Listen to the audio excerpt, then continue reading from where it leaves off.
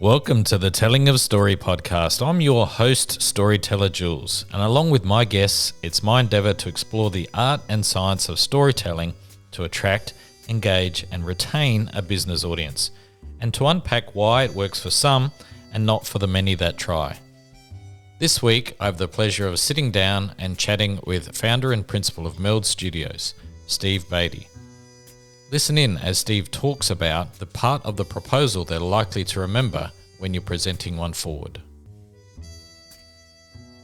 And we tend to remember that story about that person far more strongly, and they resonate far more strongly with people than a requirements document ever could. Welcome to the Telling of Story podcast. I'm your host, Storyteller Jules, and I've been looking forward to this interview with Steve Baty. Since 2009, Steve has been the co-founder and director at Melds Studios, as well as the co-founder and conference director at UX Australia. He's also the founder of UX Book Club, both globally and the Sydney chapter. Steve has presented at many conferences and events globally and locally, including being the keynote speaker Midwest UX 2016, in Interaction South America 2017, as well as speaking in many cities around the world, including Istanbul, Amsterdam, Helsinki, San Francisco, just to name a few. Steve is a good design ambassador. He's also an awards judge, a member of the Australian Democrats, and importantly, a father of four and husband. Steve, welcome to the show. Thanks for having me. Pleasure to be here. Steve, the term UX came up quite a lot in your bio. For those who may not be aware, what is UX, and can you define that for us? So UX stands for user experience. It's a way to describe the act of designing for digital systems primarily, but not only, in a way that takes into account how people feel about things rather than just taking a functional view of what they're doing and how they're doing it. So historically, user experience was a reaction to a very functional view of software development, which had been translated into the web in the late 90s and early 2000s, and didn't really have a lot of soul to it. That quite functional view is, you still see it today. You still see it in the way that a lot of software is designed and developed. But what we were finding in those early days was that there was a way of designing those things that took into account how people were thinking, how they were feeling, and using that as the focal point for the design exercise. We were able to come up with websites, software applications that people were more likely to use and more likely to use more.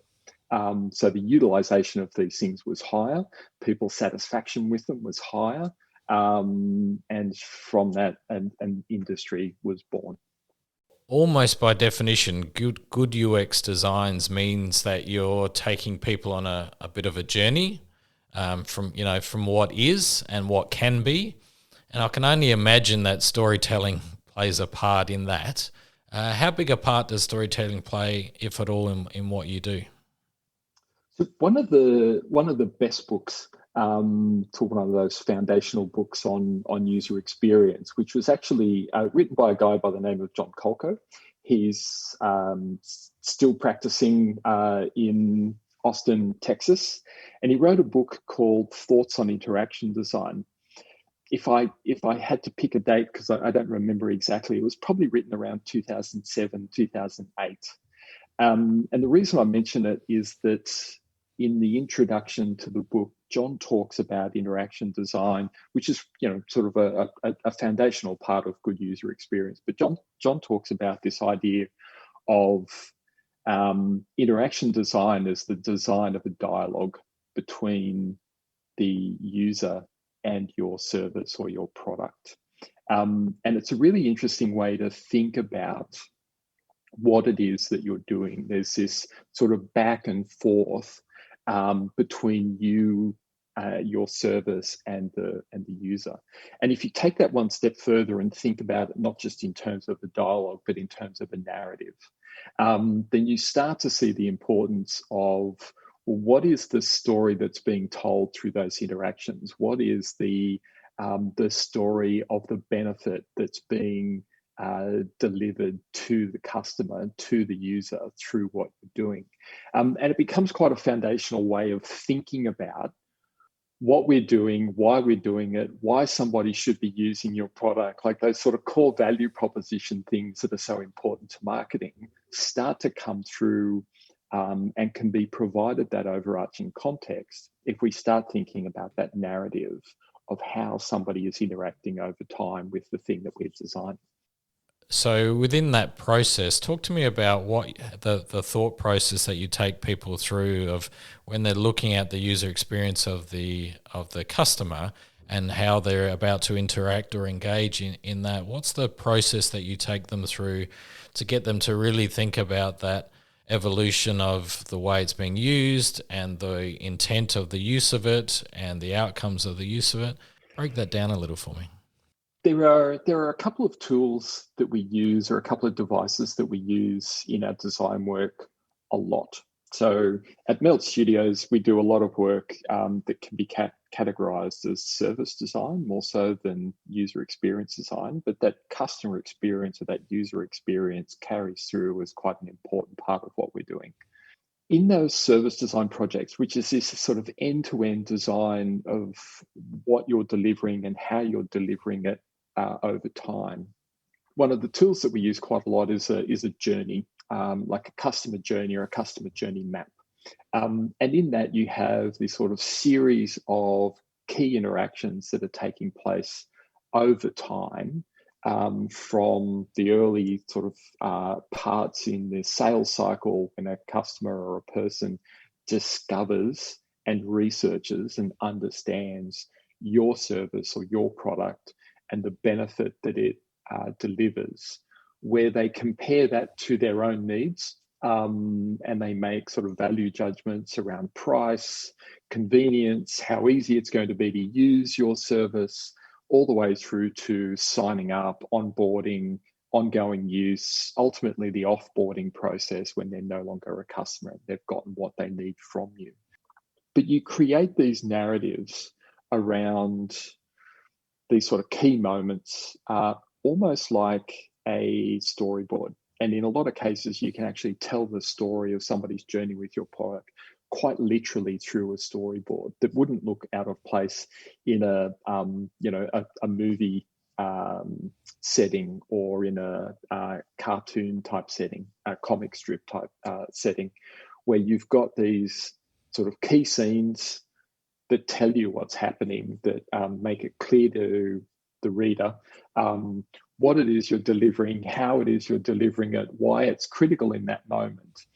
And that visual narrative, in a lot of cases, is the thing that helps people get on board with a concept. It helps them understand what is it that we're trying to achieve with this thing. It helps software developers, hardware vendors, those sort of technological people who are going to deliver on something, understand the intent behind a lot of what's going on. So rather than being reliant on these sort of technical requirements, business requirements as the thing that drives the design and development of a system, you can actually take it from the point of view of, here's the difference we're trying to make to somebody's life. Here's the experience we want them to have when they're going through this process, when they're using our service, when they're visiting our center. We want them to be able to do these things, and we want them to be able to feel in these kind of ways. And storytelling is a great way to get that across. As humans, not only do we engage with stories really, really well, but we also remember them a lot better as well. And we tend to remember that story about that person far more strongly, and they resonate far more strongly with people than a requirements document ever could. So I've been online for a very long time and have read and seen many good and bad, websites, good and bad software. And one of the things that I sort of note, I guess, is the quality of the information or the type of information that's delivered at a point in time. And a lot of poor systems, if you like, try and over-deliver on information. There's too much information at mostly inappropriate times. And what that tends to do is sort of cloud my understanding, cloud my, feeling about why I'm there and what I'm trying to achieve. Conversely, a good website or a good system will deliver the right information at the right time. How important is that when you're doing UX design to deliver information and those stories behind that information at the right time in context to where I'm at, rather than, where you want me to be, I guess, if that makes sense? What's going on there is something really important. So those poor sites, the ones where you've had a confusing experience or information overload, or the quantity of information feels overwhelming, is that they haven't provided any sense of a contextual filter for you. They haven't provided you with a sense of information priority for you. And they haven't structured the information in a way that presents any kind of hierarchy for you. So you're missing a lot of the framework, the sort of scaffolding that you as a customer or you as a user might need to make rapid sense of the information that's being presented to you in that moment. And that's usually a sign that the designers and the content designers don't know, because they haven't asked, they haven't gone and spoken to the people who are likely to use their software and use their systems. They haven't taken the opportunity to understand what it is that those people need. So in specific moments, they present everything that you might possibly need rather than the thing that's most likely to be needed. They don't present you with the next bit that you're likely to need based on where you are right now. And so you get presented with this sort of overwhelming barrage of information. When people do things really well, and they do that design part really well, what they'll go and do is research with people. And by that, I simply mean in a lot of cases, they'll go and talk to the sort of people who will use the thing that they're designing. And I'm being vague there because it works with any number of things, from train stations through to mobile apps. But by talking to that person and talking to a range of people who are going to be using the thing that you're designing, you get into a position where you can say, okay, I feel reasonably confident that I know what are the most likely things to be going through that person's mind in this moment. What are the key questions that they might be asking? Because I've got that sense of a dialogue going on. What are the key questions that they might be asking? And therefore I can prioritize the most likely answers that they're going to need. And I can subsequently lay out logical next steps for them as well, based on my understanding of that type of person in this moment, what their overarching activity looks like, what the steps involved in that, like in completing that activity might be, and I can lay out a path for them. So you've both got a sense in the moment, I understand what that dialogue needs to look like and what the highest priority content needs to be. And I've got a sense of, well, what is the overarching journey and where are we on it? So instead of designing these contextless moments, I am designing this sort of narrative flow, and I am designing a flow with intent.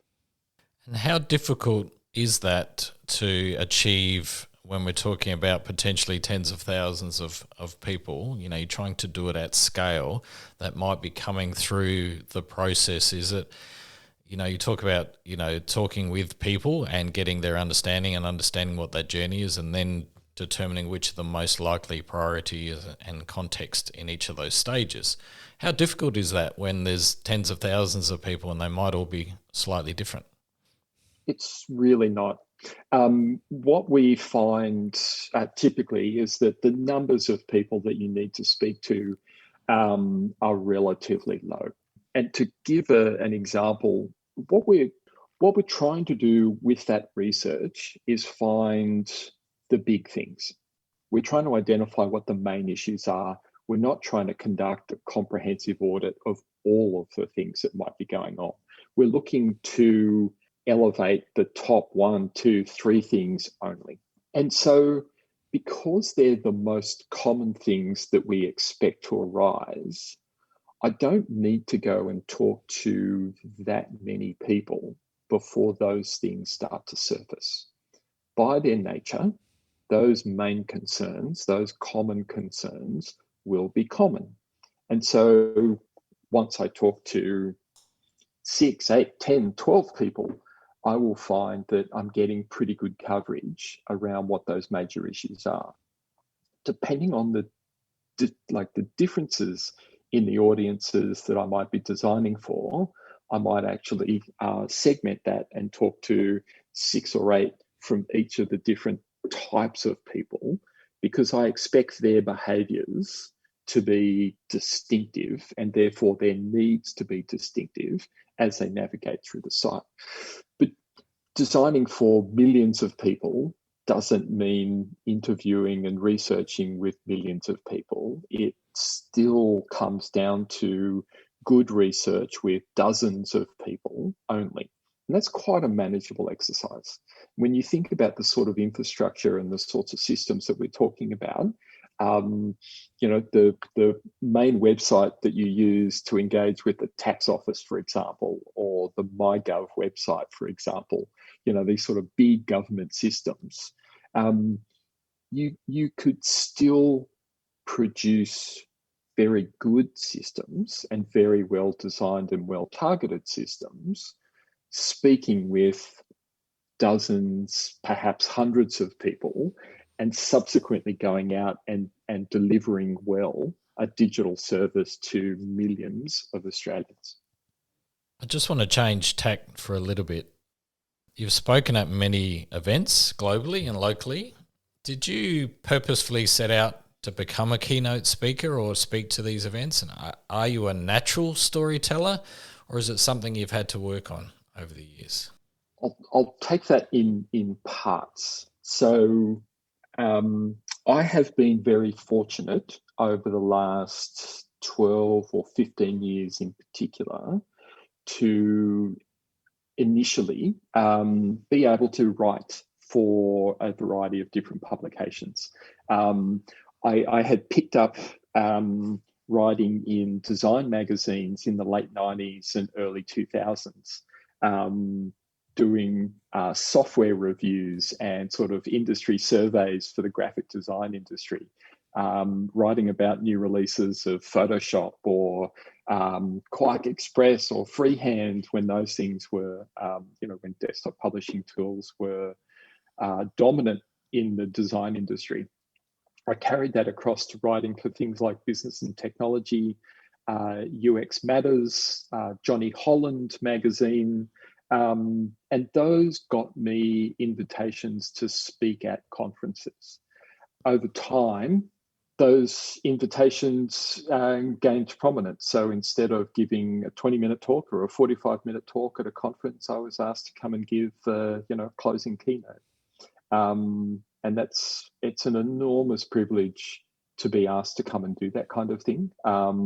As a conference organizer myself, I know the amount of faith you put in a keynote speaker, whether it's to open a conference, open the day's proceedings, close the day's proceedings, or wrap up the entire event. There's a lot riding on the ability of that person to actually articulate well a collection of thoughts that will resonate with an audience and in a way that will resonate in an audience rather than alienate them. The last thing you want as a conference organizer is to have your closing keynote, the one that you want to sort of wrap up the conference themes, tie it up in a nice package, deliver it to the audience and send them off, with this sort of coherent collection of thoughts and inspired and energized, and instead they alienate the audience. And I have had that once or twice. It's a privilege. So I haven't sought it. I haven't sort of gone out and said I'd like to be a keynote speaker and approach different conferences. I've just been fortunate over the years that a number of conferences have actually reached out to me and said, "Look, we'd like you to take on this role. Are you up for it?" In terms of, am I a natural storyteller or have I had to work for it? I don't know, to be honest. I'm not short of words, but whether or not I'm actually a good storyteller or not, I'm going to leave to you and to others. I think I don't think I'm a confusing individual, but whether I'm a good storyteller or not is a work in progress.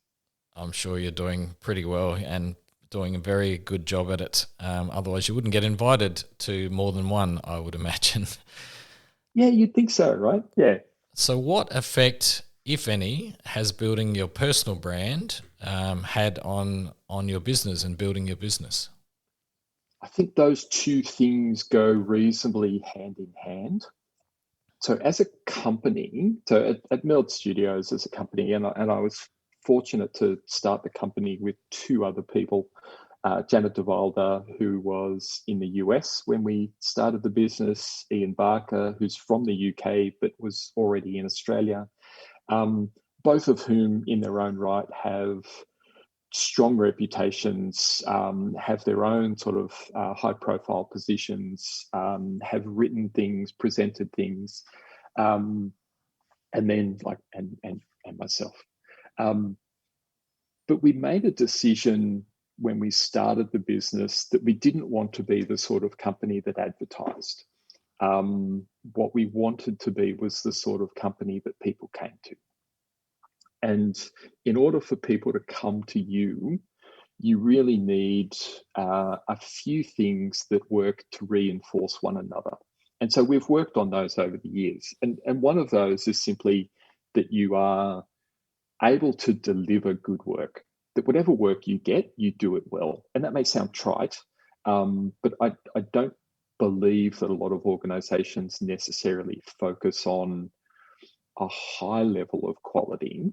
Some studios are set up to simply turn over work, and they do satisfactory work and they do a lot of it, and that's their business model. And we had sort of deliberately set out that we would do high quality work, and irrespective of the project that we won, we would do our best work on it. The second thing is that we then talk about that work. So we go through the effort of reflecting on what we've done, reflecting on what we've done well, reflecting on new techniques that we've developed or iterations to existing techniques that we might have developed. And then we talk about that stuff publicly. Now, that can be through conference presentations. Over the years, as a company, we've encouraged our staff to run workshops at conferences. We run public workshops ourselves to help other people learn the techniques that we use in our design work. We've written articles, we've given conference presentations, and we've also encouraged our staff to teach. So we have a number of staff over the years who've worked as lecturers, delivering course materials at university level in design, service design, strategic design courses, which subsequently builds a profile out in the community that attracts better projects. And a better project is one with a good brief that's well resourced, with a company that sort of understands and will invest their own time, which subsequently raises the likelihood that you will be able to deliver an even better piece of work next time that you can then talk about, that you can then, and around that goes this sort of positively reinforcing cycle. As a nice side effect, it also tends to attract good staff.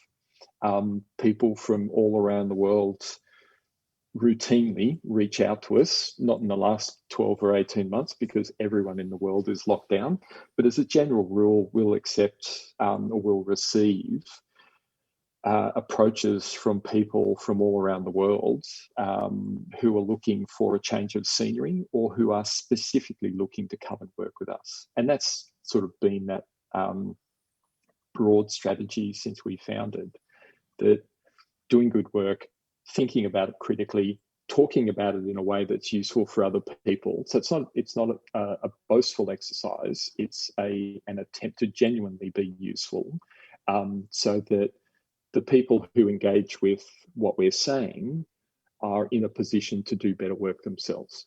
So another aspect of that is the simple recognition that we can't be the only people who are doing this work well. Ideally, we need as many people in as many organizations, both inside the organization and in agencies, who can do their best work. And some of that will come from the lessons that we are able to share. And hopefully there are other people out there, and obviously there are people who are out there doing the same thing, and we can learn from them and incorporate it into our next piece of work. So that's sort of broadly the idea. As a result, my profile and my reputation, both as an individual and as a person at Melds Studios, has had sort of active work over the time. And that helps, as I say, to both attract good staff to the business, but also to attract those clients who want to work with us. Do you have any sense of how big an effect that has actually had? I imagine when you first started Melds Studios that perhaps you were, like every starting company, you were, beating the pavement and knocking on some doors and trying to sort of build some business and getting out there somewhat.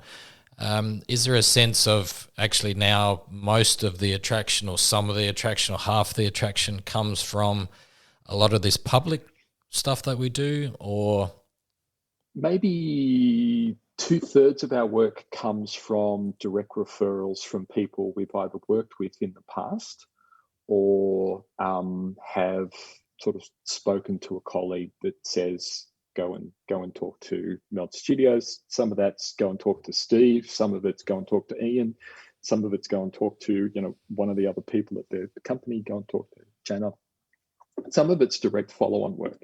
You do a piece of work with a client, and they say, "Okay, now let's work on the next bit."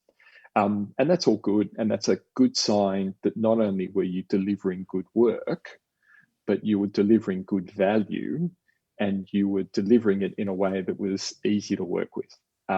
So if you're delivering good work, but you're a pain in the ass to deal with, then clients will actually sort of turn away and just go, okay, the work was great, but I don't want to deal with you personally anymore.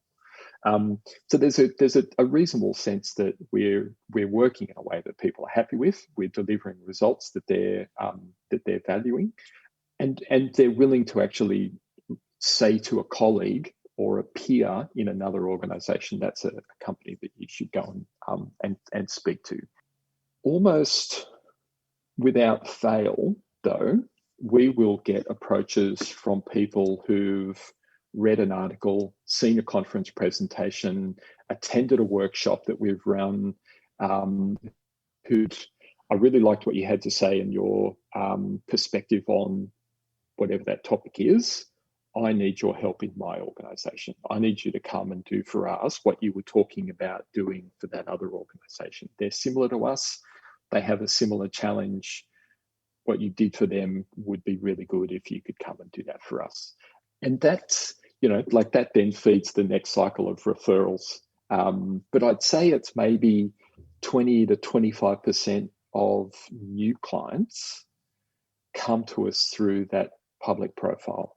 And sometimes that is, look, we'd like to invite you to participate in this sort of closed tender. So it's still a competitive process, no guarantee of having won it. But that person, that company might be reaching out to just 3 or 4 businesses that they feel confident can deliver. And your reputation gets you into that mix. And that's always a pretty good position to be in. And I'd say about a quarter of our work comes through those sorts of interactions. Over the years, I've worked with a number of different clients, and it sort of still surprises me to some degree that I stumble across, a new client perhaps, and I dig into their business a little bit and discover that they're actually doing some really amazing things, but I've never heard of them. I've never stumbled across them. It was by accident that I stumbled across them at that point in time. I always call them the best kept secrets, and that's not something you want to be known for in business. No, How no. important is it, do you think, for a business owner, for an entrepreneur in general, to actually get out there and be the face of the business and be visible? We're going through a process at the moment of engaging with a marketing company to help us. So for all of the good that we can sort of do in it, when you're in it, it can also be difficult to really identify where you might need some help, to take the time to really analyze where leads are coming from and where people are finding you, and make sure that you are telling a story that's answering their questions today. So this is one of those things that, again, sort of good research will tell you the answers to these things, but when you're in the midst of doing your own job, it can be hard to go and conduct that research. So we've brought in that help, and they're going through and looking at, well, for the people who are engaging with companies to do the kind of work that we can do, that we would help them with, how are they framing that problem? And then translating that into what should we be talking about? How might we be telling that story so that we're connecting those two things? And it's not about, I mean, you could take that as a cynical exercise and say, I'm going to talk about stuff that we really can't do, but it'll attract work and then I'll figure out how to do it. But there's also a very real problem, as you say, of people who are doing really good things, but aren't talking about it in a way that would allow anybody else to know it. They're not broadcasting it, they're not publishing it. Maybe they're not using the right terminology, or they're using technical jargon or industry jargon instead of words that a client would use. And so those two things never get connected, and all of that is important. But we're sort of taking on that message of we're going to get help with that, and going through this process of looking at what we're saying and how we're saying it, to find those ways that we can improve it. Because otherwise, you're back into that situation that we've been trying to avoid as a business, of having to advertise. And even then, you're in a position of, in that ad, what is it that you're actually saying? And if you're not clear on what people are trying to solve for, what problems that they're thinking about, what questions they've got in their mind, then the likelihood that your ad is going to be any better than your content marketing was, is low. Over the years, you've ventured across and published in a number of different formats. So you talk about writing in the early days in publications. You've done some presentations and keynotes. You've built your personal brand across, award ceremonies, for example. You talk about teaching. So there's a whole number of different formats that you clearly have been active in. How important is it to spread yourself out across maybe more than one format? And is it important to be seen in different places, or where your audience might be? Or would you suggest maybe focusing in on, one or two areas and, being known and being very good at that? I am not yet clear on whether or not there's a single answer to that question. So, after 25 years of working across various parts of the design industry, I'm not clear. So I have, colleagues and peers, a friend and co-worker by the name of Ram Castillo, who runs a very successful podcast called Giant Thinkers. hundreds of thousands of subscribers, it might even be millions of subscribers, it wouldn't make a lot of sense for him to spread out and diversify necessarily if it was going to detract from his ability to do that podcast. So you can understand if you've built up a successful following and you've got that audience in a particular medium like that podcast, that requires additional work, that requires ongoing energy and effort. Spreading yourself into other areas may not make a great deal of sense for him.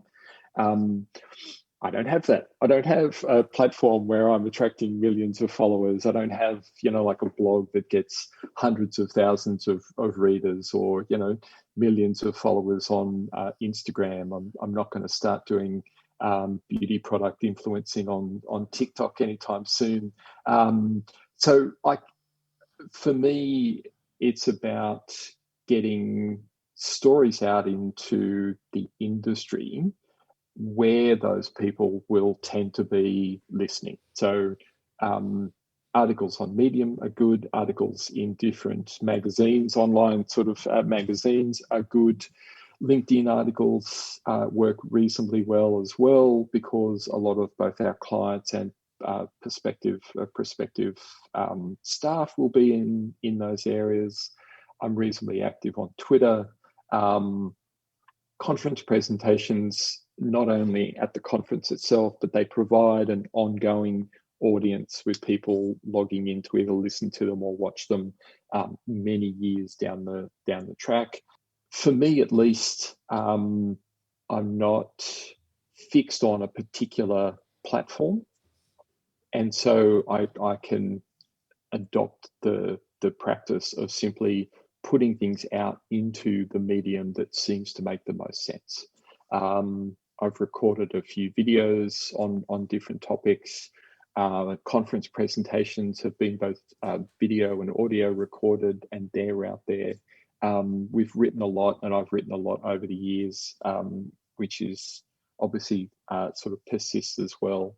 I think there's something to be said for that ability to focus on a channel and outlet, put the effort into building that, and that actually creates an audience.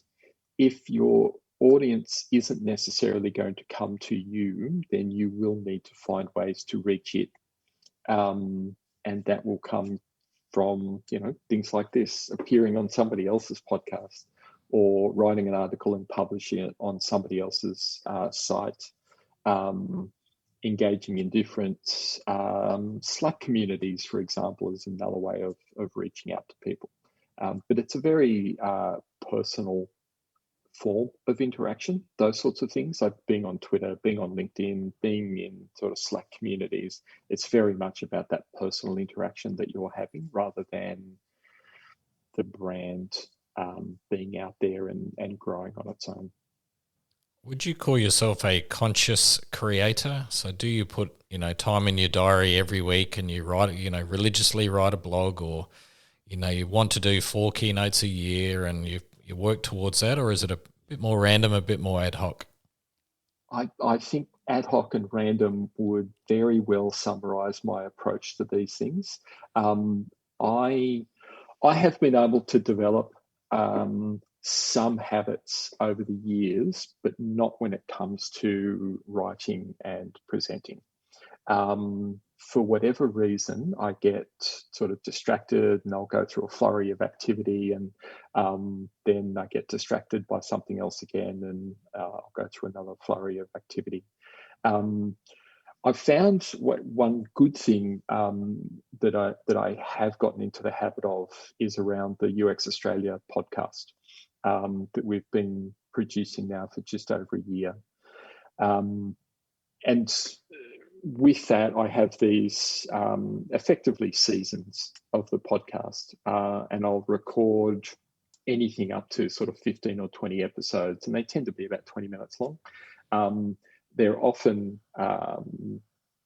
sort of collected around a conference. We run 3 conferences a year and a bunch of other events. So I have this opportunity to go, who are the speakers at the conference?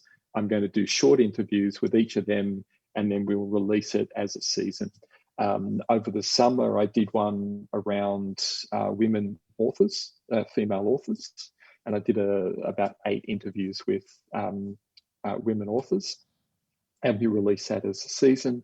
We did a season around the Design Research Conference that we ran in March. I'm in the midst of recording the UX Australia conference season at the moment, and then those can be released. And I've found that style of habit, if you like, which is that I've got a season and I'm going to record a bunch of interviews, and then I'm fortunate that I can hand it off to somebody else to edit and publish, because UX Australia has an events team and a production team associated with it, so I can do that. And I'm currently recording those, and I'm in the process of planning the next season. So the next season of the UX Australia podcast will be looking at the issue of designing for a net zero economy. And the plan is to talk to people who can help explore that issue, be they carbon economists, sustainability people, fossil fuel people. I'm interested in understanding what are the sorts of things that we engage with, that we make, that we use, that are derived from fossil fuels in some way or another. Like, we understand the energy that goes into making something, but what about the materials themselves? All plastics, for example, have fossil fuel foundations to them.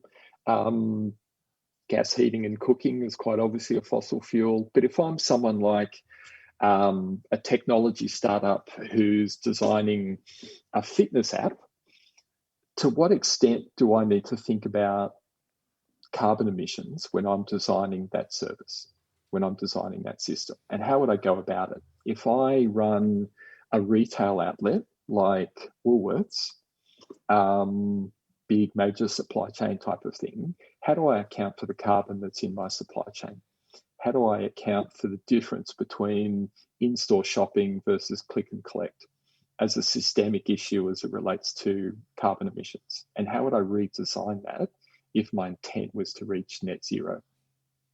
So that's going to be the topic of that podcast. But as I say, for me, just because of the way that I organise my time and myself, being able to say, okay, that's a topic, that's a season, I'm going to line up 10 or 12 interviews that explores that, record them and hand them off, is something that I find I can do reasonably well, rather than these people who are sit down for an hour a day or sit down for a couple of hours a week and just do that content creative activity.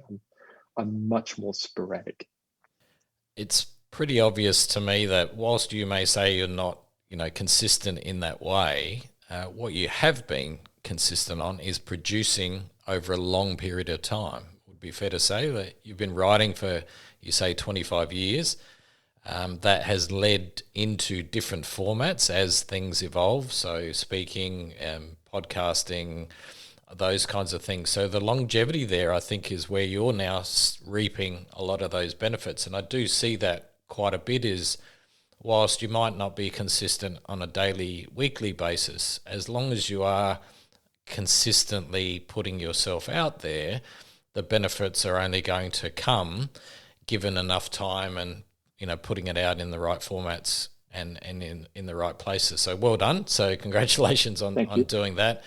Do you have any sense that, from a production perspective, how important is it to do things like, good quality graphics, good quality sound and audio, good quality video and lighting? How important is that versus the quality of the content itself? In other words, is it best to just get it out of your head and get it out there and don't worry too much about the quality, or is there a need for a certain amount of quality for it to work?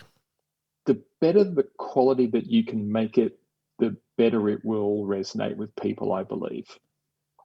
However, I think there's a risk that we run of not doing it at all because we're not happy with the quality of it, or we don't think the quality will be there. And so it doesn't happen. If I can't achieve a certain production quality, then I'm not going to do it at all, is probably doing a disservice to ourselves.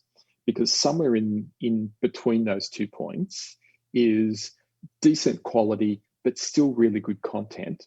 And that at least starts people engaging with the ideas, and at least starts people moving it around. Audio podcasts are much easier than video to do well. And so you can create a decent quality, quite a decent quality podcast with very little infrastructure. So if quality is an issue, go for a podcast. That's probably the easiest of all of those things. Articles on Medium are very easy to write. So if you're more comfortable writing than speaking, publishing on one of those sorts of platforms is something that you can do reasonably well. There are going to be issues around licensing and cost and copyright and a range of other things that you should investigate before you use a platform like Medium or use any sort of publishing platform. But those are relatively low barriers to entry. Once you start doing video, I think issues like lighting, picture quality, the quality of the editing, where it's served and whether or not it will stream well become much more important and can get in the way of people actually engaging with the ideas. So I've been watching some very well-produced videos recently from a policy group called the Australia Institute, a series around the economy and various elements of the Australian economy. And they do some quite good videos that are reasonably well produced. It's not like watching a production on the ABC or SBS or commercial television. It's a couple of people in a studio talking, but they do it reasonably. They do a reasonably good job of the production. The better quality you can do, the better. But as I say, don't let that stop you. And I've seen and spoken with a lot of people who have let quality simply stop them from doing anything at all. And I'd encourage people to, it's better to articulate those ideas, to get them out into the public domain, allow people to engage with them, allow that scrutiny to come through, and overall they'll be much better as a result. It's a lovely segue into my final question, Steve, that I like to ask everybody as we finish up is, if somebody paid you $1 million to pick your brain, but you only had a few minutes to sort of impart some of your best knowledge, what would you say to them? I'm going to give it away for free. Wow. Okay. Instead of saving it for $1 million one day. I think one of the most sort of critical things that we forget, and I see it in my children sometimes, is this idea that we're going to be good at anything straight off the bat. We will always be bad when we start out. And if our focus is on how we compare to the best people in the industry or the best people in a domain, that can be quite confronting and it can scare us away. One thing that was told to me by a magazine editor many years ago, when I expressed this sort of, I don't know that I'm, the right caliber to be writing for your publication. You've got this sort of litany of names of people who have this high profile. And the editor sort of turned around and said, the reason they have such a high profile is because they write for this magazine, not the other way around. And I'm interested in your thoughts. And so it's like, okay, well, that's not the way that I was thinking about it. I was thinking about it as they had a profile and they had this sort of expertise, and that's why they were writing. You will always be bad at whatever it is you're doing when you get started. And the only way to get better at it is to get started. And just to work on improving yourself and to reflect on what you need to improve, and what kind of effort you need to put in to actually get there. That works in so many domains. It works in design, it works in exercise, it works in your favorite hobby, it works in learning a language, it works in our relationships with other people. You're not going to be good at those things when you start, but you will get better over time if you continue to work at it. Steve, I've highly enjoyed our conversation, and thank you so much for sharing some of your wisdom. It's been a pleasure. Where can people find out a little bit more about you? So you are most likely to find me on Twitter at Doc Baty, DOCBATY. That is where I am most vocal, most cranky, and also most verbose, if you can believe that, on Twitter. Otherwise, you will find me on LinkedIn, and of course at Melds Studios, and also at the UX Australia podcast, which you can sign up to at uxaustralia.com.au. Fantastic. Thank you so much. Thanks for being a part of the Telling of Story. Thank you for having me. It's been a pleasure. Cheers. Wow. I hope you enjoyed that chat with Steve Baty as much as I did. There were so many things in that to unpack. Everything from making sure that you're asking your customers about what it is they need and when do they need it, and delivering on that as part of your customer journey. The time that it's taken Steve to build his personal brand, the consistency in which he's done so, even though he humbly says he hasn't been consistent. He's been there and done that for 25 years. And as a subsequent side effect, he's built a great business that attracts a really good customer base because of some of the public stuff that he does do. His personal brand and his business brand have actually melded together, pardon the pun. But what I really loved was when he spoke about doing good work, unpacking that internally, but then speaking about it in public. And not just speaking about it in a braggy kind of way, but doing it in such a way as to help others. Such an authentic approach. And I get that from everything that he said, was that his true desire was to make the world a better place. And if he can contribute to that, then he's done his job. But what that does is attract a better type of client and also a better type of employee. So what a great tip there is to put out your work in an authentic, meaningful, useful, and honest way. And that will attract a better audience. Much love. Chat soon.